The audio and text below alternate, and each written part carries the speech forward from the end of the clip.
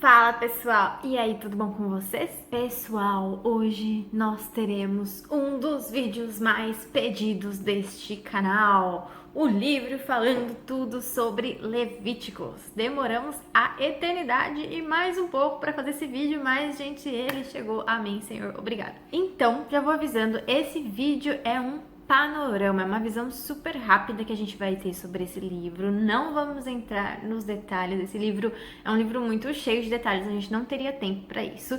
E eu recomendo você, se você não viu, assista primeiro os vídeos onde a gente fala tudo sobre Gênesis e tudo sobre Êxodo, porque o livro de Levíticos é uma continuação do que a gente viu nos livros anteriores, beleza? Bom, e se você já leu Levíticos, você deve ter percebido que esse livro ele não é tão simples de ler como é Gênesis, como é Êxodo, que são livros assim que contam uma história contínua. Levíticos é um livro que é meio esquisito da gente entender porque que ele tá ali, o que ele quer dizer. Então, muito além da gente olhar esse livro, dividir por capítulos, ver o que fala cada capítulo, muito além da gente fazer isso, na realidade já existem vários vídeos no YouTube fazendo isso, você pode ir lá consultar. Mas eu queria que a gente colocasse esse livro no seu contexto, entendesse o que ele quer dizer, o que ele quis dizer para Israel naquele período de tempo e o que ele quer dizer para nós no tempo de hoje. Então, vamos voltar um pouco para a gente conseguir entender onde é que Levítico se encaixa. Nós estamos falando do povo de Israel, que começou lá no chamado de Abraão, lembra? Lá no livro de Gênesis. De Abraão vieram várias gerações, até que chegou Israel, que teve os seus filhos, que geraram as tribos de Israel. No livro de Êxodo nós vimos a libertação desse povo de um período de escravidão no Egito. Esse povo ficou mais de 400 anos no Egito. O que aconteceu nesse tempo? Nesses 400 anos, gente, se passaram muitas gerações. Ou seja, aquela geração de israelita que saiu do Egito só havia vivido no Egito. Eles só conheciam o Egito, não conheciam mais nada. Eles tinham assimilado muito da cultura pagã dos egípcios, a forma de adorar, a forma de se comportar, as leis. Eles viviam em solo egípcios, eram praticamente egípcios. E foi esse povo que Deus tirou e levou para o deserto. Então Deus precisava ensinar Israel, a ser um povo de Deus, separado. E lá em Êxodo 25:8, a gente vê uma parte muito linda da história, que Deus diz: "E farão para mim um tabernáculo, um santuário, e eu habitarei no meio deles." Então a gente viu a vontade de Deus de habitar no meio do povo, expressa ali em Êxodo. O que aconteceu depois, e a gente já viu isso também, é que os israelitas, tantas e tantas vezes, eles se rebelaram contra Deus. Então, eles construíram um bezerro de ouro, Moisés quebrou as tábuas da lei, Deus teve que dar novas tábuas da lei, muitas coisas aconteceram. E, de fato, eles constroem aquele tabernáculo. Mas se você vê o finzinho do livro de Êxodo, diz assim, que a glória do Senhor enchia a tenda do encontro no tabernáculo. E como a glória do Senhor estava ali, nem mesmo Moisés poderia entrar. E é aí que começa o livro de Levíticos. O Senhor chama Moisés de dentro da tenda do encontro. Então, Deus está dentro do tabernáculo, Moisés está fora, todo o povo está fora. E por que havia essa distância? Por que Moisés estava fora e Deus estava dentro do tabernáculo? Porque eles ainda não sabiam como servir a Deus no tabernáculo. Deus precisava ensinar muita coisa para esse povo, de novo, que tinha uma cultura de cultos, uma cultura de vida política, vida social, como os egípcios. Eles não sabiam como se comportar de acordo com os padrões de Deus. Então, eles não poderiam se aproximar de Deus por um motivo: Deus é santo. E para que a gente se aproxime dele, nós também precisamos ser santos. Com esse breve panorama que a gente já fez, já dá para vocês entenderem, primeiro, que quem escreveu o livro de Levítico foi Moisés, inspirado por Deus, e o nome do livro em hebraico quer dizer exatamente "e chamou o Senhor", ou seja, o Senhor dentro do tabernáculo chama a Moisés para dar a ele as instruções que ele daria ao povo, o que mostra para nós que Levítico retrata praticamente as próprias palavras do Senhor para o povo de Israel. Então, nesse contexto de Deus ter muitas coisas para ensinar para Israel, basicamente é um bebê onde você está ensinando tudo para ele. Israel não sabia nada. É que se encontra o livro de Levíticos. Israel agora no deserto estava vivendo uma teocracia, um regime onde Deus dita absolutamente todas as leis. E é isso que vai tratar o livro de Levítico. Por isso que ele é um livro às vezes difícil de ler, difícil de entender, porque parece que é um monte de conjunto de leis, de obrigações, de não sei o quê, mas a gente vai entender onde elas se encaixam e por que elas estão ali. Existem 3 palavras-chave no livro de Levítico. E é isso que eu quero que vocês guardem bem desse vídeo, porque se vocês gravarem isso, vocês vão ter entendido bem o contexto geral desse livro. A primeira palavra é santidade. O livro de Levíticos trata absolutamente sobre o fato de que o povo de Deus tem que ser santo, tem que ser separado, tem que ser diferente, tem que se comportar de formas diferentes e que a santidade de Deus, ela engloba todas as áreas da vida. Esse livro vai falar também sobre o sacerdócio. E aí tem a ver sobre como o homem interage com Deus. O sacerdote, ele era um intermediário entre Deus e os homens. Deus falava com o sacerdote falava com o povo. Ou o povo falava com o sacerdote falava com Deus. Ele era esse intermediário. Então o livro de Levítico também vai mostrar a instituição e os papéis dos sacerdotes. E por último, mas não menos importante, o livro vai falar dos sacrifícios. Todos os tipos de sacrifícios que o povo de Israel faziam também estão contemplados neste livro. Então, começando a falar da parte dos sacrifícios e das ofertas, Deus instituiu diferentes tipos de sacrifícios e ofertas, dependendo da intenção do povo de Israel. Então, haviam ofertas, por exemplo, que eram ofertas de agradecimento a Deus, eles iam até os sacerdotes e faziam as suas ofertas, ou tinham também ofertas de sacrifício, onde realmente os animais eram mortos, sacrificados para perdão dos pecados dos israelitas. Então o povo tinha realmente que selecionar um cordeiro ou uma pomba, levar até o sacerdote para que aquele animal fosse sacrificado e aquela pessoa pudesse ser perdoada dos seus pecados. E esse sacrifício atingia o seu ponto máximo uma vez por ano, no dia da expiação, o dia em que o sumo sacerdote pegava 2 bodes e um era sacrificado e o outro era imposto sobre ele todos os pecados de Israel que não haviam sido perdoados em todos esses processos que aconteciam no dia a dia, e ele era mandado para o deserto. O que é importante a gente entender sobre essas ofertas, sobre esses sacrifícios? Todos eles eram tipos de Cristo. O que Deus estava tentando começar a colocar na cabeça de Israel com todas essas ofertas e com todos esses sacrifícios eram atributos da pessoa de Cristo. Ao mesmo tempo que o israelita sentia o senso de graça de Deus, ou seja, alguém pode morrer no meu lugar e eu sou livre e Deus me perdoa. Então eles tinham esse sentimento de graça, um favor não merecido. Eles obtinham o perdão de Deus, mas ao mesmo tempo eles conseguiam ter esse senso de justiça de Deus. O meu pecado não foi perdoado sem custo nenhum. Sangue foi derramado para que eu fosse perdoado dos meus pecados. E ali, claramente, nós vemos a figura de Cristo em cada um dos atributos dessas ofertas. A gente não tem tempo para entrar nos detalhes, mas Cristo está presente ali em todos os seus detalhes, em toda a sua plenitude. E é exatamente por isso que quando João Batista vê Jesus, ele diz: eis o Cordeiro de Deus que tira o pecado do mundo. Nesse momento, o israelita já estava acostumado a pegar o cordeiro e sacrificar pelo pecado, pegar o cordeiro e sacrificar pelo pecado.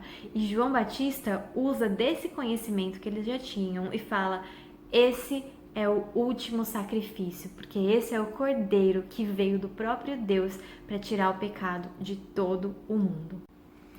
E Deus, no livro de Levítico, ele mostra o quanto nós temos que respeitá-lo e temê-lo e andar em santidade. A gente tem um episódio onde os dois filhos de Arão, que era sacerdote, então os dois estavam também aprendendo esse ofício do sacerdócio, eles não seguem o que o Senhor disse na hora de adoração. Eles oferecem um fogo, uma oferta estranha ao Senhor. E Deus os consome, Deus os mata imediatamente.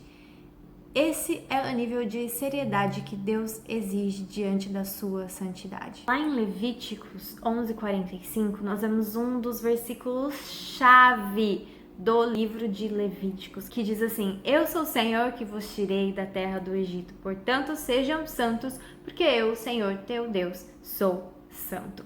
Ou seja, é um chamado de Deus à santidade. Deus chama o seu povo à santidade.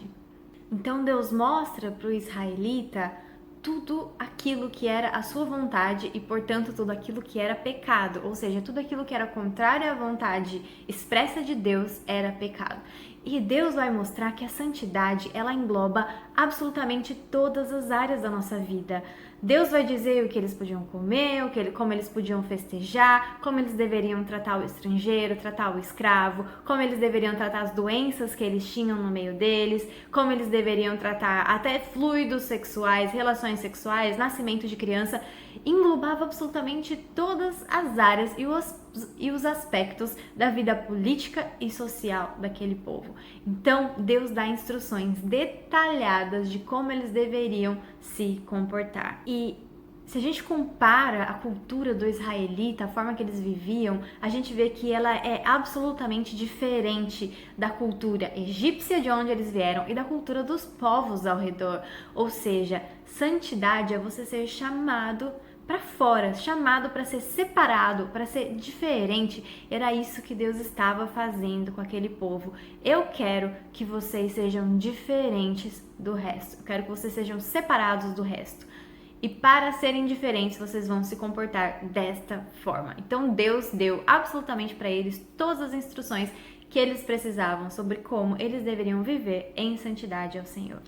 Lembrando que nós também somos chamados à santidade. A Bíblia diz que sem santificação ninguém verá a Deus. E a santificação e os frutos do Espírito são a própria obra do Espírito Santo em nós.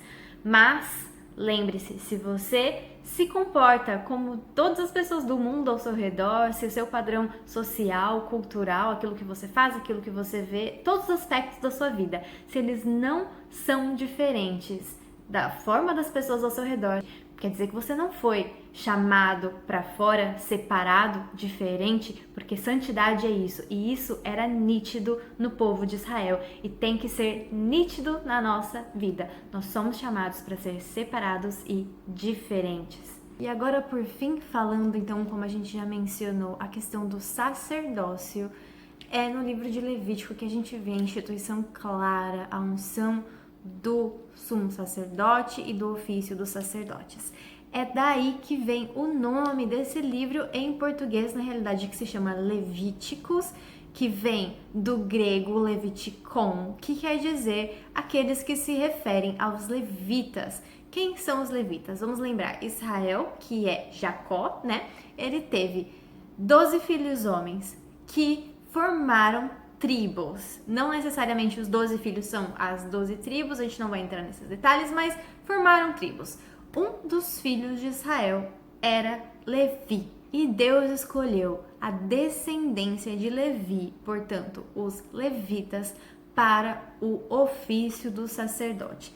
Quem era da descendência de Levi? O próprio Moisés e o seu irmão Arão. Portanto, eles começaram ali esse ofício do sacerdócio. Arão foi ungido, os filhos de Arão também começaram a servir no sacerdócio. E é interessante a gente entender que, como eu mencionei para vocês, o sumo sacerdote funcionava como um mediador entre Deus e os homens.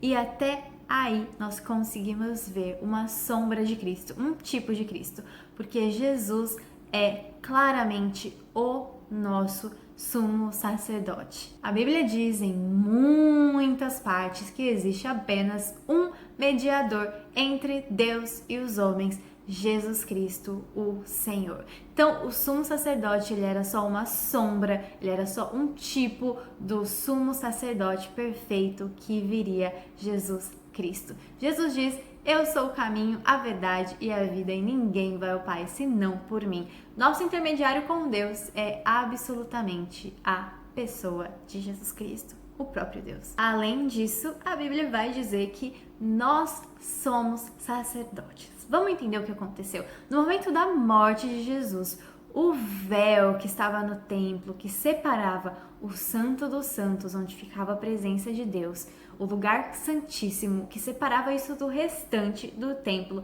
foi rasgado. Nós temos livre acesso à presença do Pai.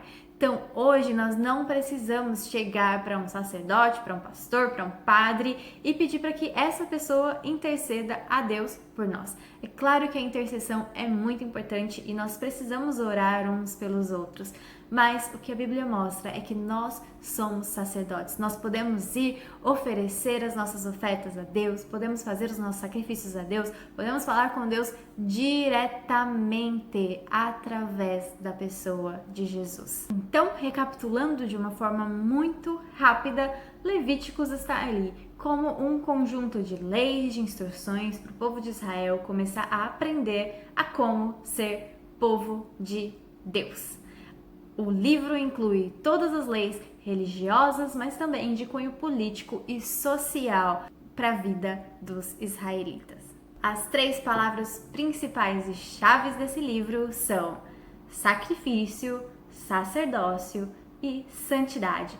Os sacrifícios apontavam para aquele sacrifício perfeito que viria para a pessoa de Jesus. Eles sacrificavam os animais para perdão dos pecados, mas já era um sacrifício em graça, um sacrifício substitucional. Alguém morria por eles. E nós sabemos que isso foi feito da forma mais perfeita. O perfeito, puro, santo Filho de Deus se entregou no nosso lugar. E é por isso que hoje nós não precisamos mais sacrificar animais em perdão dos nossos pecados, mas nós nos identificamos, nós aceitamos o sacrifício de Cristo como um sacrifício substitucional pelo nosso pecado. Mas lembre-se que agora, ao invés de oferecer animais a Deus, Deus diz: ofereçam os seus próprios corpos em sacrifício vivo, santo e agradável a Deus. Então você não tem que sacrificar um bichinho, matar um bichinho, mas sim você tem que se oferecer por completo como sacrifício ao Senhor. A segunda palavra-chave, santidade. Deus vai mostrar para os israelitas que a santidade engloba absolutamente todas as áreas da vida deles e que se eles de fato estivessem vivendo em santidade, o comportamento deles, as leis que eles seguiam, a forma como eles falavam, como eles se vestiam, como eles viviam em comunhão com os outros, tudo isso seria diferente dos povos ao seu redor. Exatamente assim que Deus nos chama para viver em santidade com Ele. E a santidade tem que englobar todas as áreas da nossa vida. Não tem como você dizer: eu vivo em santidade, mas essa caixinha aqui, essa parte da minha vida, as minhas amizades, ou as minhas escolhas, ou a minha visão política, ou a minha visão de futuro, ou a minha visão de criação, isso o Senhor não toca. Ele toca absolutamente tudo e a santidade tem que englobar todas as áreas da nossa vida. Se você não estiver sendo diferente das pessoas não cristãs ao seu redor, tem algo errado por aí. Fique esperto. E o terceiro ponto, falando de sacerdócio, Levíticos vai mostrar para o povo de Israel a instituição do sacerdócio. Naquele momento eles precisavam de um intermediário entre o povo e Deus, aquele que faria os sacrifícios, aquele que seria a voz de Deus para o povo, e existia a figura do sumo sacerdote, aquele que fazia, por exemplo, o sacrifício no dia da expiação, mas nós sabemos que o sumo sacerdote perfeito é Jesus Cristo, o nosso intermediário com Deus, o nosso caminho para Deus é Jesus Cristo. É através do sacrifício de Jesus que hoje nós temos livre acesso a Deus. E Deus nos chama hoje para sermos sacerdotes. Nós não temos mais apenas um sacerdote, um líder sacerdote em cada igreja, isso não existe mais. Deus chama cada cristão individualmente para vivermos uma vida de sacerdócio, uma vida entregue a Deus, uma vida de serviço a Deus, uma vida de separação, de santidade, e o Senhor pode falar diretamente conosco e através de nós. Essa história não termina, ela continua no próximo livro. Então, no livro de Números, a gente vai ver mais um pouquinho dessa saga do povo de Israel que agora está no deserto, mas agora eles já sabem como viver e como adorar a Deus no tabernáculo.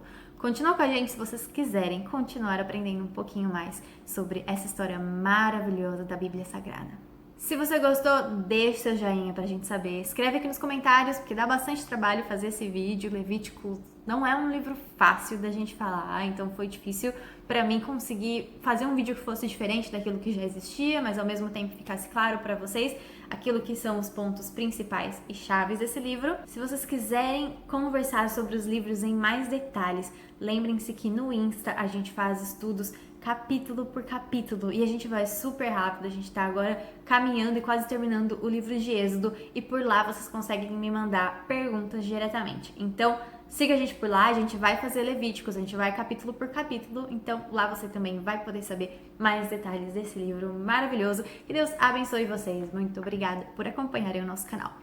Beijo, até a próxima, tchau, tchau!